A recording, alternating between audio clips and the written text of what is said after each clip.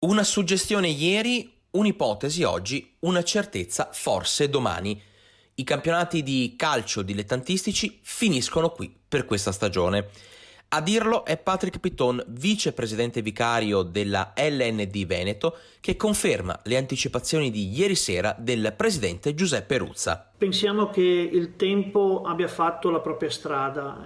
La sospensione dei campionati era una soluzione prevedibile, naturale, fisiologica, per non dire scontata.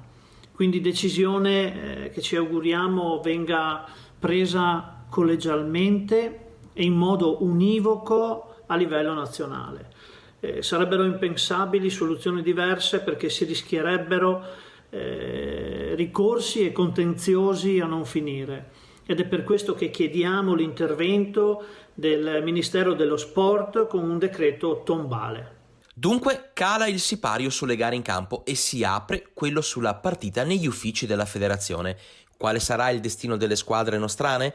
Scartato l'annullamento e per ovvie ragioni anche la prospettiva di disputare play-off e play-out, resta in piedi lo scenario di congelare le classifiche con 3 soluzioni ancora al vaglio. Far fede alla classifica di fine girone d'andata con una promozione e una retrocessione, considerare valida quella di fine febbraio oppure scegliere una terza via caldeggiata proprio da Pitton.